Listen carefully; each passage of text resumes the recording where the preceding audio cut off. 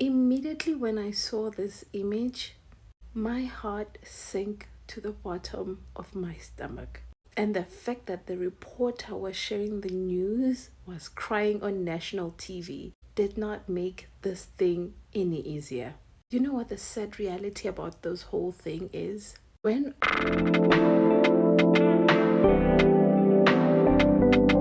Immediately when I saw this image, my heart sank to the bottom of my stomach. And the fact that the reporter was sharing the news, was crying on national TV, did not make this thing any easier. You know what the sad reality about this whole thing is? When all of this is done and the Palestinians somehow recover from this and have some sense of freedom on their land, they would be forced to live with the people who brutalized their mind and souls, including their bodies, so that they can live in harmony and peace. For the fact that they won't be even sorry or remorseful for what they are doing or what they even did. And for some reason, they would blame them for destroying their beautiful state.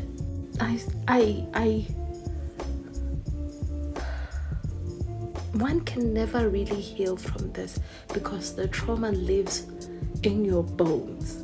Our mothers, our fathers, our sisters and uncles, ECT, who are still alive today, who experienced apartheid, never got healed from the trauma. And now the very same people who traumatized us, they will act like you are one with them.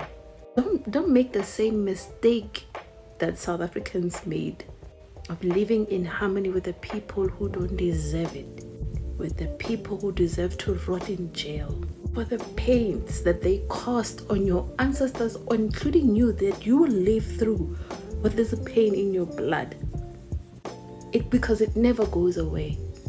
Because what they did to us 30 years later, we still live in that ugly society that's dominated by the apartheid legacy.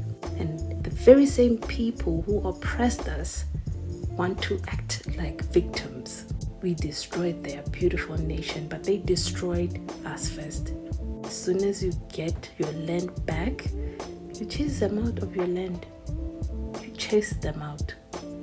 Because you cannot live with the people who traumatize you. I don't know what that Mandela was thinking. I don't know what he was thinking. How do you forgive people who don't even have an ounce of regret for what they did? Because we know that they won't regret. The Israelites will never regret what they did. They will never regret this. They will treasure this moment and hold it like 7 years. That's how cruel people behave.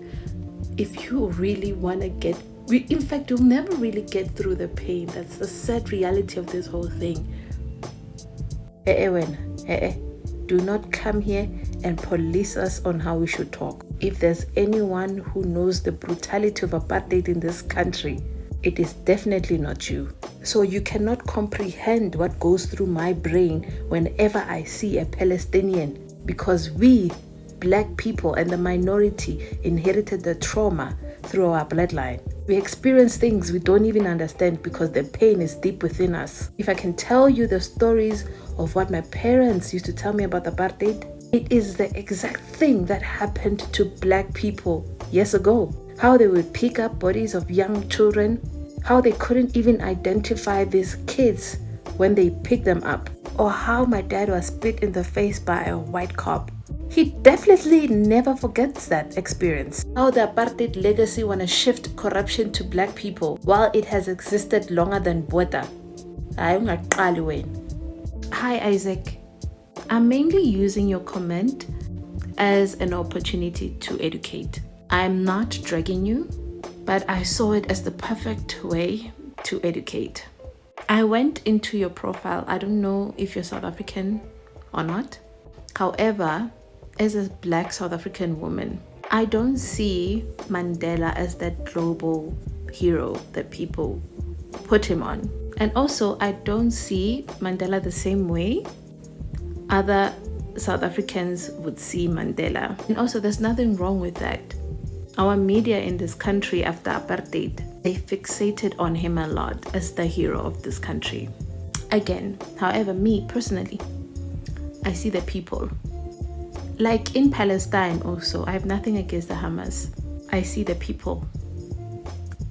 The people who would stand and fight alongside their people. They are the reason I am here today. I thank them as my ancestors for paving the way for me and other Black South Africans, even though we don't acknowledge them in this country, rightfully deserved, as they rightfully deserve. They endured so much. And also, Mandela wasn't the first man or woman to be imprisoned, life imprisoned. There were many of them. I think of all the people, those we found and those that we could not find, as true actual liberators of this country. Those who saw through this democracy and did not acknowledge it and discarded it, including our people outside of South Africa, those in Angola, Mozambique, and all the other nations who stood together globally. I can never give honor to just one man. When we see the effects of apartheid today, I stand with the people of Palestine who fight for their families, who protect their children, the mothers, the fathers, the sisters and brothers, the young children who have to become elders. I stand with them before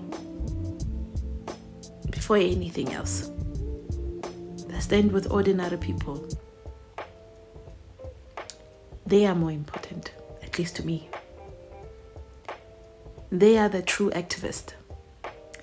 They are the true leaders.